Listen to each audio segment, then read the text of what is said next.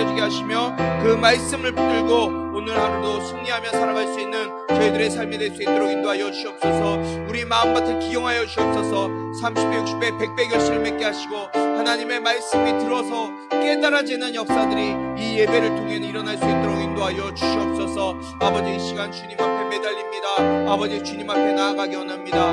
아버지, 우리의 마음을 정결케 하시고 주님 말씀으로 새롭게 하여 주시옵소서. 주님, 이 시간 온전히 주님 앞에 맡겨오며 감사드리며 예수님의 이름으로 기도드리옵나이다. 아멘.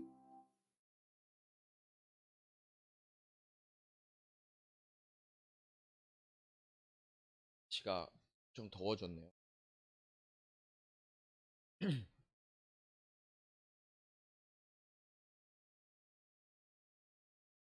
오늘 함께 볼 말씀은 마가복음 4장 21절부터 34절까지 말씀을 함께. 우리가 마가복음 핵심 세 가지 기억하고 계시죠? 첫 번째는 뭐예요? 예수 그리스도. 두 번째는 복음. 세 번째는 하나님의 나라. 이 세 가지 꼭 기억하시기 바랍니다. 지난주에 우리가 네 가지 밭에 대해서 말씀을 들었습니다. 네 가지 밭에 대한 비유 예수님께서 하셨죠. 제자들과 많은 사람들에게 이 네 가지 밭에 대한 비유를 하셨어요. 제자들만 들은 것이 아니라 많은 사람도 들었어요. 그런데 그 비유의 설명, 해설을 들은 사람들은 누구였습니까? 예수님의 제자들이었어요. 예수님께서 모든 사람들에게 이 비유는 들려주셨지만 이 비유가 어떤 뜻인지를 깨닫게 하신 것은 제자들이었어요. 우리 마음밭은 돌짝밭도 있었고요, 길가도 있었고요, 가시덤불도 있고 좋은 땅, 이 네 가지가 우리 마음밭이 될 수 있다는 말씀이었죠. 다른 밭은 세 가지 밭, 돌짝밭, 가시밭, 길가, 이 세 가지는 열매를 맺을 수 없었지만 좋은 땅은 열매를 맺을 수 있어요. 그 열매가 몇 배였어요? 최소한이 30배, 그리고 60배, 100배, 너무나 큰 열매를 맺게 된 거죠. 그런데 그 열매를 맺게 된 말씀은 누구에게만 주어졌다? 제자들에게만 주어졌다. 우리의 말씀, 우리가 듣는 말씀이 우리 안에서 30배, 60배, 100배의 결실을 맺는 제자의 삶이 되길 바랍니다. 오늘 본문에서 예수님이 또 여러 가지 비유로 말씀하시는 것, 가르치시는 것을 볼 수가 있어요. 오늘 본문에서는 등불에 대한 비유와 또 씨앗, 겨자씨에 대한 비유 세 가지가 나옵니다. 먼저 우리 21절부터 25절까지를 함께 읽어보도록 하겠습니다. 4장 21절부터 25절까지입니다. 제가 먼저 읽고 여러분들이 한 절 읽고 교독하도록 하겠습니다. 예수께서 그들에게 말씀하셨습니다. 사람이 등불을 가져와 그릇 아래에 두거나 침대 밑에 숨겨 놓겠느냐? 등잔대 위에 놓지 않겠느냐?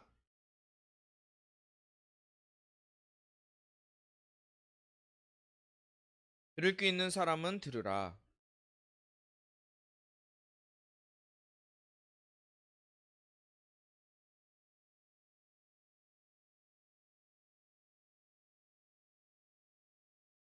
누구든지 가진 사람은 더 받을 것이요 가지지 못한 사람은 그 있는 것마저도 빼앗길 것이다. 오늘 지금 예수님께서 우리에게 21절부터 25절까지 하시는 비유는 등불의 비유예요. 등불을 가져와 두는 이유가 무엇입니까? 우리가 등불이라 그러면 조금 이해하기 어려울 수도 있어요. 그러니까 촛불이라고 생각하시면 돼요. 어두운 깜깜한 방에 촛불을 가져와서 촛불을 켜서 촛불을 두는 이유가 무엇이에요? 왜 촛불을 두는 거예요? 보기 위해서. 뭘 보기 위해서? 빛을 비추어서 촛불을 켜고 등불을 비추는 거죠. 어두움을 쫓아내기 위해서 등불을 두는 거잖아요. 그 등불을 두면 밝은 곳에 두겠어요? 어두운 곳에 두겠어요? 잘 보이는 곳에 두겠어요? 잘 보이지 않는 곳에 두겠어요? 당연히 그 목적이 어둠을 해치고 어둠을 몰아내고 밝은 것을 보기 위해서 두기 때문에 이렇게 잘 보이는 높은 곳에 두든지 이렇게 어떤 책상 위에 두든지 하겠죠. 침대 밑에다가 숨겨두거나 보이지 않는 곳에 두지 않는다는 것입니다. 등불이 무엇일까요? 그럼 여기서 이야기하는 등불. 등불이 바로 지난주에 들었던 씨앗과 마찬가지로 하나님의 말씀을 이야기하는 거예요. 등불은 하나님의 말씀이에요. 이 등불을 통해서 빛을 비추게 한다는 거죠. 그럼 등불이 하나님의 말씀인데 하나님의 말씀을 통해서 빛이 비추게 한다라는 뜻은 어떤 의미일까요?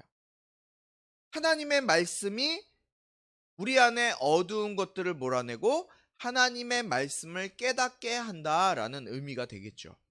그러니까 하나님의 말씀을 들려줘요.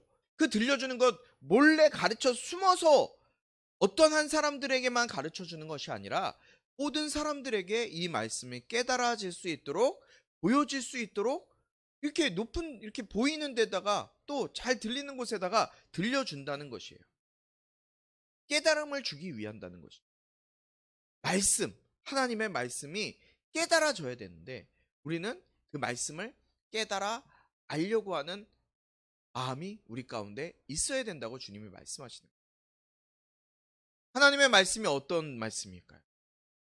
히브리서 4장 말씀을 통해서 우리는 하나님의 말씀이 어떤 능력이 있는지, 어떤 권세가 있는지 우리는 잘 알고 있어요.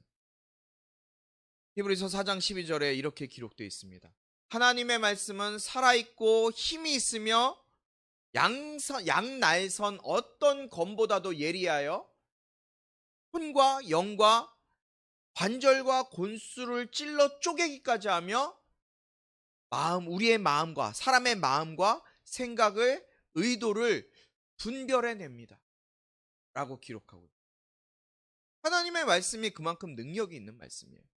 그 말씀은 살아있고 힘이 있고 양날선 어떤 검보다도 더 예리해요. 그래서 우리의 육신뿐만 아니라 영과 혼과 관절과 골수까지 찔러 쪼개기까지 하는 거예요. 하나님의 말씀이 우리 안에 들어가고 그 말씀이 깨달아지면요, 우리의 생각과 우리가 가지고 있는 의도, 하나님의 말씀의 의도를 우리가 분별해낼 수 있다는 것이에요.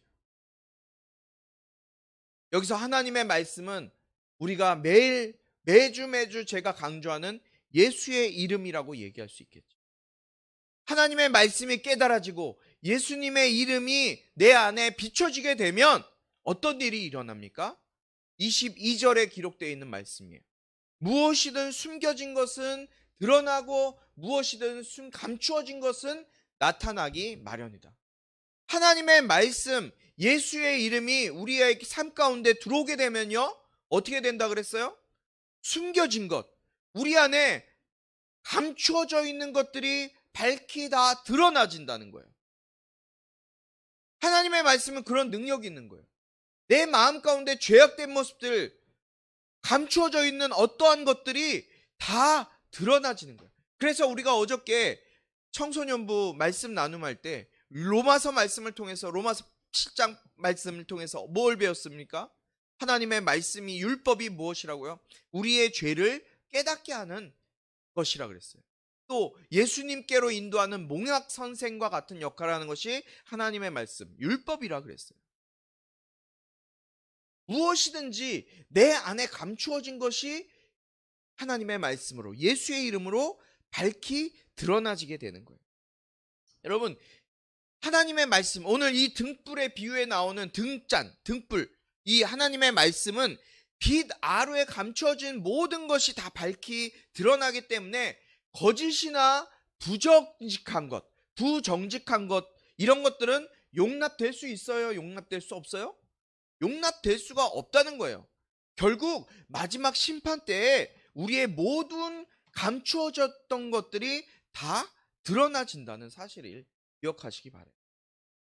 하나님의 말씀, 이 등불을 등경 위에 잘 보이는 곳에 드는 이유는 무엇이냐? 우리 안에 있는 감추어진 것, 어두워진 것들을 밝히 드러내서 심판 때, 결국 심판의 날에 그 모든 것들이 다 속속들이 밝혀지게 하려는 의도가 있다는 것이에요. 하나님의 말씀, 곧 예수의 이름이 우리 안에 있으면 모든 것이 밝혀져서 밝히 드러나 나타나게 된다고 말씀하는 거예요. 그런데요, 어떤 사람들은 감춰져 있는 사람들이 있고 숨겨져 있는 사람들이 있어요. 그런데 또 어떤 사람들은 이 말씀에 보면 깨달아지게 되고 알게 되는 사람들이 또 있어요. 그러면서 주님이 뭐라 그러시냐, 24절에 들을 귀 있는 자는 들을지어다 라고 말하고 있어요. 너희는 듣는 말을 새겨들어라. 우리말 성경에서는 이렇게 번역되어 있어요. 너희는 듣는 말을 새겨들어라. 무슨 얘기예요? 듣는 말을 새겨들어라. 여러분, 말씀이 많이 들려져요. 얼마나 많은 우리가 말씀의 홍수 속에서 살아가고 있습니까? 인터넷, 유튜브 정말 틀면은 아주 기라성 같은 목사님들의 말씀, 유명한 말씀, 좋은 교회 목사님들의 말씀이 365일 24시간 끊이지 않고 들을 수 있는 말씀들이 쏟아져 나오고 있어요. 그런데 이렇게 쏟아져 나오는 이 말씀들 들을 때 우리가 어떻게 해야 돼요? 똑바로 들어야 되는 거예요. 똑바로 들을 때 우리의 마음 가운데 듣는 말을 새겨 들을 때 그 말씀이 실제가 되어서 내 삶 가운데 나타날 수 있게 된다는 말씀이에요. 비밀이 깨달아진다는 말씀이에요. 어떤 사람은 하나님의 말씀을 듣는데 그 말씀이 깨달아지지 않는다. 그런데 어떤 사람은 깨달아지는 말씀이 있다라는 거죠. 깨닫는 사람이 있다라는 거예요. 지난주에 우리가 보았던 돌가, 돌밭, 또 길가, 가시덤불 이런 사람들이 있잖아요. 이 사람들은 똑같이 하나님의 말씀을 듣고 교회도 나오고 동일하게 하나님의 말씀이 누구에게나 들려지지만 하나님의 말씀이 깨달아져서 그 안에 30배, 60배, 100배의 결실을 맺는, 열매 맺는 사람들이 있다는 거예요. 이 세 가지 밭, 돌짝, 길가, 가시밭길은 열매 맺어요, 못 맺어요? 열매를 맺을 수가 없어요. 열매 맺지 못하는 밭이에요. 그러나 그 와중에서도 좋은 밭은 열매를 맺는 밭이 있다는 거예요. 듣는 말을 새겨 들어라. 예배에 참석하는 것이 중요한 것이 아니라는 거예요. 그냥 이 자리에 앉아 있는다고 해결되는 것이 아니라는 거예요. 하나님의 말씀이 무엇을 이야기하는지 듣고 깨달아 알아야 한다는 거예요. 그래서 여러분들 말씀을 들을 때 먼저 이 자리에 교회에 나와서 앉아 있을 때 여러분들이 왜 기도해야 되느냐? 왜 기도해야 돼요? 하나님의 말씀이 내가 들어져서 깨닫게 해주세요. 깨달아 알아야 되는 거예요. 그냥 앉아 있는 것이 아니라 그냥 습관적으로 형식적으로 나와서 예배 드리는 것이 아니라 하나님의 말씀, 부족한 목사의 입을 통해서 선포되어지는 이 말씀이 하나님의 말씀이라면 내가 이 말씀을 하나님의 말씀으로 받는다면 이 말씀이 나에게 깨달아져서 알게 해 주십시오라고 여러분들이 이 자리에 먼저 나와서 예배해야 된다는 거예요. 기도해야 된다는 거예요. 말씀이 깨달아지면요, 깨달음이 또 다른 깨달음을 허락해요. 말씀이 깨달아지면 또 다른 깨달음을 허락한다고. 전에는 똑같은 본문의 말씀을 읽었을 때는 그것이 깨달아지지 않았지만 오늘 읽어보니까 이 말씀이 이런 의미가 있었네? 이런 뜻이 있었네? 어느 구절을 읽던 중에 깨닫게 되는데 그 깨달아짐이 더 넓게 확장이 되어지는 거예요. 다른 부분, 더 뒤에 부분을 봐도 그 말씀이 깨달아지지 못했던 부분이 깨달아진다는 거예요. 말씀을 통독했다, 예배에 참석했다, 말씀을 들었다, 이게 중요한 게 아니라 선포되어진 말씀이 말하는 것이 무슨 뜻인지 무슨 의미인지 알아야 하고 알아줘야 하고 깨달아져야 한다고 말씀하시는 거예요. 25절에 하늘나라의 법칙, 하나님의 말씀의 법칙을 주님이 말씀해 주고 계세요. 25절 뭐라고 말씀하십니까? 누구든지 가진 사람은 더 받을 것이요 가지지 못한 사람은 그 있는 것마저도 빼앗길 것이다 라고 말씀하세요. 이게 하나님 나라의 법칙이에요. 하늘나라 법칙, 하나님의 법칙이에요. 우리나라는 또 복지국가는 어떻게 해요? 복지국가의 법칙은 뭐예요? 있는 사람들의 것을 뺏어서, 공산주의죠. 공산주의 어떻게 보면 있는 사람들의 것을 뺏어서 가난한 사람들에게 나눠주는 것이 공산주의, 사회주의의 법칙이에요. 그러나 하나님의 법칙, 하늘나라의 법칙은요, 가난한 사람들, 없는 사람들의 것을 뺏어서 있는 사람들에게 더하시는 것이 하나님의 법칙이에요. 어떻게 보면 이것이 민주주의의 법칙이라고 얘기할 수도 있겠죠. 누구든지 가진 사람은 더 받을 것이고, 가지지 못한 사람은 그 있는 것마저도 빼앗길 것이다. 여러분 달란트 비유 다 아시잖아요. 1달란트, 2달란트, 5달란트 받은 사람. 5달란트, 2달란트 받은 사람은 자기가 열심히 심어서 그만큼의 소득을 냈을 때 어떻게 했습니까? 하나님께서 착하고 충성된 종아, 내 잔치에 들어와서 즐겨라 라고 하면서 그 버른 것까지도 그 사람에게 주었어요. 그러나 1달란트, 자기가 가지고 있는 것 땅에 숨겨놓은 사람은 하나님께서 악하고 게으른 종이라고 말씀하시면서 쫓아내라고 말씀하시죠. 그리고 그 1달란트를 빼앗아서 5달란트 있는 자에게 주어라, 2달란트 있는 자에게 주어라 라고 말씀하세요. 이것이 하나님 나라의 법칙. 땅에 씨를 뿌리면 열매를 맺게 되어 있어요. 그 열매는 하나님 나라의 법칙을 따라요. 30배, 60배, 100배의 결실을 맺을 뿐 아니라 있는 사람들은 더 가지게 되고요, 없는 사람들은 없는 것까지도, 있는 것까지도 빼앗기게 된다. 여러분, 하나님의 말씀, 이 등불이 하나님의 말씀이라면 이 하나님의 말씀이 선포되어질 때 이 말씀이 깨달아지는 은혜가 여러분들에게 있길 축원합니다. 더 받으세요.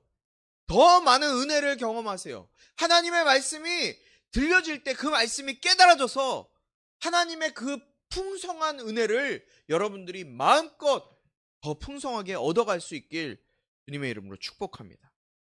26절부터 29절까지 말씀을 함께 읽도록 하겠습니다. 제가 먼저 읽습니다. 예수께서도 말씀하셨습니다. 하나님 나라는 이런 모습이다. 어떤 사람이 땅에 씨를 뿌리면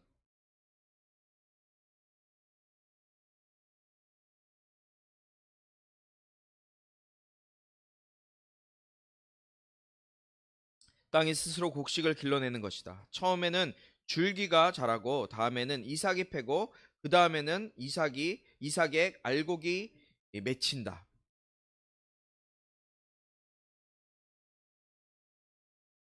할 때가 됐기 때문이다. 아멘. 26절부터 29절까지는 자라나는 씨앗에 대한 비유예요. 자라나는 씨앗. 자, 땅에 씨를 뿌리면 어떻게 합니까? 땅에 씨를 뿌리면 씨가 자라나죠. 그런데 사람이 자든 자지 않든, 밤에 잠을 자든 잠을 자지 않든, 이 씨앗은 땅에 뿌려진 씨앗은 밤낮 없이 자라서 싹이 나요. 왜 그럴까요? 뿌려진 씨앗에 사람은 잠자잖아요. 그런데 잠자고 쉬기도 하고 일하기도 하지만 땅에 뿌려진 씨앗은 밤낮 없이 자란다고요.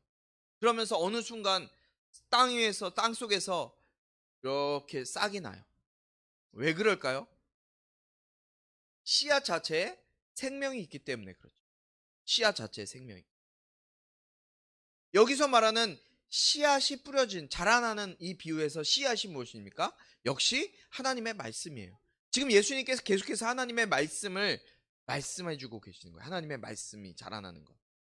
하나님 나라는 마치 씨앗이 뿌려지면 저절로 그 씨가 자라나는 것처럼, 어떻게 그 씨가 자라나는지 알지 못하지만 땅이 스스로 곡식을 길러내는 것과 같이 알곡이 맺히고 익으면 농부가 추수하는 일과 같이 하나님의 말씀이 뿌려져서 깨달음이 임하고, 깨달음이 있으면 반드시 그 씨앗은 열매를 맺게 되어 있다고 말씀하는 거예요.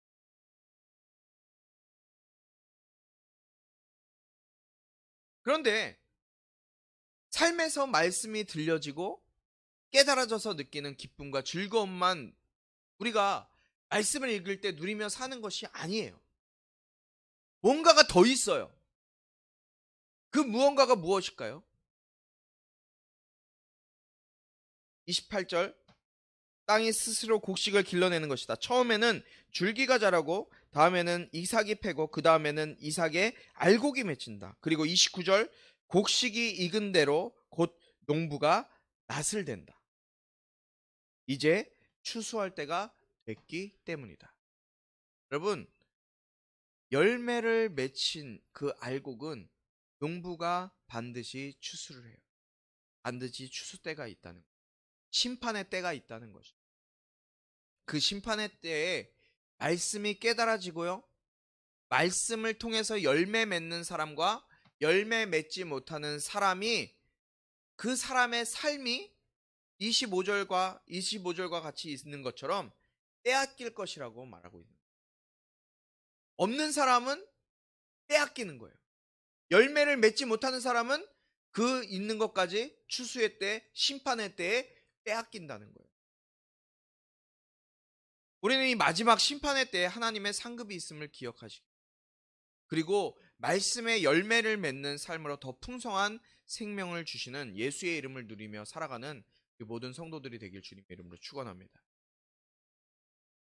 반드시요, 추수의 때가 있어요. 하나님의 말씀이 심겨지면 열매를 맺어요.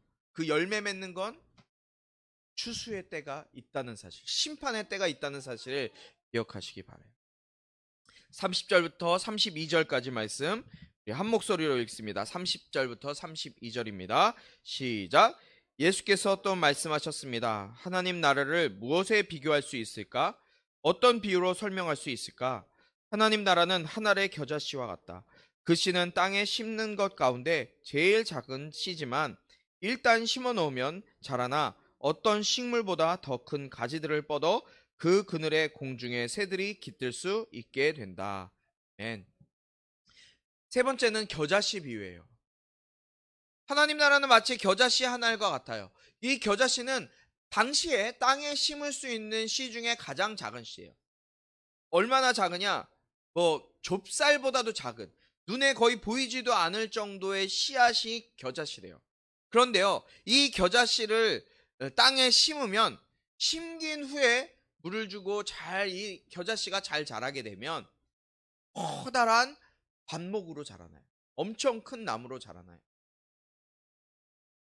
그 가지가 무성하게 가지를 맺고 열매를 내고 풀을 내서 아주 무성한 나무가 돼버리는 거예요. 그렇게 그런 나무가 되면 어떻게 되죠? 수많은 새들이 날아와서 쉬기도 하고 둥지를 틀기도 해요. 이와 같이 이 말씀, 하나님의 말씀, 겨자씨와 같은 아주 작은 말씀일지라도 그 말씀이 깨달아지고 그 말씀이 마음 가운데 새겨진 사람은 자신 혼자만 사는 것이 아니라, 자신이 혼자만 그 말씀을 통해서 혼자만 은혜 받고 자기 혼자만 기쁨 가운데 살아가는 것이 아니라 다른 사람들에게까지 큰 영향력을 미치고, 다른 사람들이 그에게 와서 쉬고, 다른 사람이 그 사람에게 와서 삶이 변화되어지는 역사가 나타난다고 말씀하고 있는 거예요. 그것이 바로 겨자씨의 능력이에요. 겨자씨는 처음 말씀드린 것처럼 아주 작은, 정말 눈에 보이지도 않는 작은 씨예요. 그런데 그 씨가 땅에 심겨져서 자라서 수많은 가지를 맺으면요, 무성한 관목이 된다 그랬어요. 그러면 어떻게 해요? 새들이 그 가지 가운데 날아와서 쉼을 얻고 둥지를 틀게 돼요. 그럼 새들이 살아나는 거예요. 여러분, 그렇기 때문에 말씀이 깨달아지는 것이 중요한 거예요. 말씀이 깨달아지면 자기 혼자만 사는 것이 아니라 자신을 통해서 수많은 영혼들을 살려낼 수 있기 때문에 말씀이 깨달아지기를 소망하고 기대하셔야 돼요. 마지막으로 우리 33절, 34절 두 절 말씀 함께 한 목소리로 읽도록 하겠습니다. 시작. 예수께서 제자들과 그 곁에 있던 사람들이 잘 알아들을 수 있게 여러 가지 비유로 그들에게 말씀을 전하셨습니다. 예수께서는 비유가 아니면 말씀하지 않으셨으나 제자들에게는 따로 모든 것을 일일이 설명해 주셨습니다. 아멘. 예수님께서는 제자들과 그 곁에 있는 사람들이 잘 알아들을 수 있게 여러 가지 비유로 그들에게 말씀을 전하셨다. 모든 사람이 다 알아들을 수 있게 쉽게 말씀을 전하셨어요. 그런데요, 그렇게 쉬운 말씀일지라도 깨닫지 못하는 사람들이 있었겠죠. 어려웠을지도 몰라요. 지금 우리가 들었던 이 여러 가지 비유의 말씀, 예수님께서 일일이 다 설명해 주시지 않았어요. 그러나 설명해 주신 사람들이 또 있어요. 그 사람들이 누구예요? 바로 제자들이에요. 지난주에 예수님께서 4가지 밭의 비유를 설명한 사람도 제자들. 오늘 여러 가지 비유, 다양한 비유를 말씀하셨는데 그 비유를 깨닫도록 설명하신 사람들도 제자들이에요. 여러분, 제자가 어떤 사람들이라고요? 자기의 것을 버리고 쫓은 사람들. 자기가 가지고 있던 생각, 자기가 가지고 있던 인생의 계획, 자신이 가지고 있던 세상적인 어떤 그 모든 것들을 예수님의 부르심 앞에 내려놓고 포기하고 예수님, 내가 주님을 쫓겠습니다 라고 고백하고 주님을 따르는 자들이 바로 제자들이었어요. 자기가 평생 모았던 재산, 가족 친지, 가족 친구들까지도 버리고 그냥 무작정 쫓는 사람이 아니라 하나님의 말씀에 따라 살기를 작정하고 원하고 그 말씀에 순복하기로 작정하여서 말씀 앞에 자신의 삶을 드리는 사람이 바로 제자예요. 각자 삶의 자리에서, 학생이면 학교에서, 직장인이면 자신의 직장에서, 사업가면 자신의 사업장에서, 주부면은 각 가정에서, 자기가 주어진 각자 삶의 자리에서 주님의 말씀을 따라 살겠다는 의지와 생각이 있으면 주님의 말씀을 깨닫게 하세요. 34절 말씀 함께 읽을까요? 34절 함께 한 목소리로 읽겠습니다. 시작. 예수께서는 비유가 아니면 말씀하셨지 않으셨으나 제자들에게는 따로 모든 것을 일일이 설명해 주셨습니다. 아멘. 예수께서는 비유가 아니면 말씀하시지 않았으나 제자들에게는 따로 모든 것을 일일이 설명해 주셨다고. 사랑하는 성도 여러분, 저는 우리 모두가 예수님의 제자가 되었으면 좋겠어요. 하나님의 말씀이 깨달아질 뿐만 아니라 깨달아지면 그 말씀을 때문에 내 삶 가운데 열매가 맺고 말씀이 기쁨으로 내게 다가오고, 아, 이 말씀이 이런 말씀이구나, 나에게 이런 은혜를 주는구나, 나만 깨닫는 것이 아니라 나를 통해서 깨달아진 그 말씀이 나를 통해서 다른 영혼들을 살려낼 수 있는 그런 예수 그리스도의 제자가 됐으면 좋겠어요.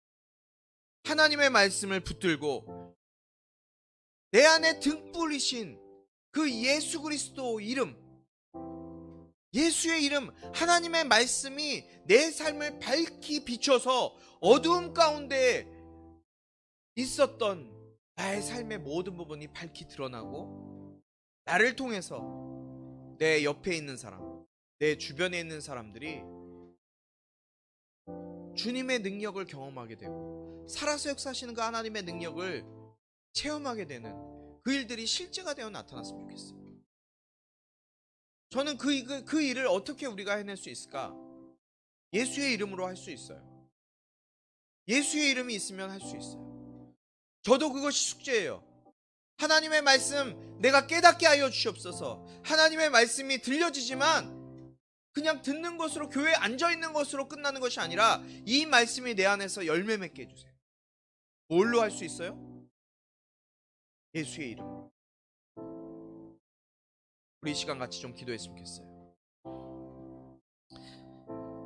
하나님, 내가 하나님의 말씀을 듣는 것으로 끝나는 것이 아니라 그 말씀이 깨달아지게 하여 주시옵소서. 하나님의 말씀이 내 안에 심겨지게 하여 주시옵소서. 그냥 귀로 듣고 한 귀로 흘려보내는 것이 아니라 내 인생을 변화시키고 삶을 변화시키고 그 말씀 앞에 내 모든 것들을 드리겠습니다 작정하고 주님 따르는 예수 그리스도의 제자가 되게 하여 주시옵소서. 우리 주여 한번 부르시고 기도합니다.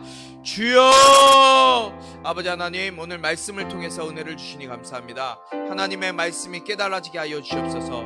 주님의 뜻이 발견되어지게 하여 주시옵소서. 아버지 하나님의 말씀, 예수의 이름이 내 삶 가운데, 내 심령 가운데 밝히 보여지게 하시고 내 안에 있는 어둠과 두려운 것들, 걱정, 고민들이 다 사라지고 예수님이 빛 대신 아버지 하나님 온전하게 깨끗게 하시고 해결하시고 모든 것들 책임지시는 그 예수 그리스도의 능력이 내 삶 가운데 밝히 드러나는 역사가 나타날 수 있도록 성령이 붙드시고 인도하여 주시옵소서. 나를 회복시켜 주시고 나를 살려주시고 아버지 나를 통하여서 내 주변에 있는 사람들이 주님께 돌아와 살아나는 역사가 나타나기 원합니다. 주님, 나를 통해서 그 역사가 나타나게 하여 주시옵소서. 내가 말씀 앞에 온전히 엎드립니다. 내가 예수 그리스도의 제자로 살아가기 원합니다. 아버지 하나님, 나의 삶을 주님 말씀 앞에 순종하며 나아갈 수 있도록 아버지 내 삶을 붙드시고 인도하여 주시옵소서. 주님 인도하여 주시옵소서. 하나님 감사합니다. 오늘도 하나님의 말씀을 들었습니다. 아버지 이 시간 듣는 것으로 그치지 않게 하여 주시옵소서. 이 말씀이 깨달아지게 하여 주시옵소서. 매일매일 매주 듣는 하나님의 말씀이 깨달아지게 하시고 그 말씀을 통해서 주님께서 각자의 삶 가운데 주시고자 하는 하나님의 뜻이 발견되어져서 우리의 삶을 억누르고 넘어뜨리고 실패하게 만드는 악한 영의 세력들로부터 예수의 이름이 나를 붙들고 나를 지키며 나를 살리는 그 일들을 경험하는 예수의 제자로 살아갈 수 있는 우리 모두가 될 수 있도록 인도하여 주시옵소서. 오늘도 빈손으로 나오지 아니하고 주님 앞에 귀한 예물 정성스럽게 준비하여 드린 손길들이 있습니다. 아버지 하나님, 그 손길들 주님께서 기억해 주시고 축복해 주시고 이 예물이 쓰여지는 곳곳마다 죽어가는 영혼들, 하나님 알지 못하는 영혼들이 하나님 알고 주님께 돌아오는 데 사용되어질 수 있는 귀한 예물 될 수 있도록 인도하여 주시옵소서. 예수 그리스도의 은혜와 하나님 아버지의 극진하신 사랑과 성령의 감화 감동 치유 회복 세워주심의 은혜가 이 시간 하나님의 말씀이 깨달아지고 그 말씀을 통해 내가 은혜 받는 것으로 그치는 것이 아니라 내 주변에 수많은 영혼들이 깃들고 내 삶 가운데 그 말씀으로 수많은 영혼들을 살려내는 그 일들을 감당하기로 작정하는 예수의 제자가 되기로 작정하는 모든 신령들 가운데 지금부터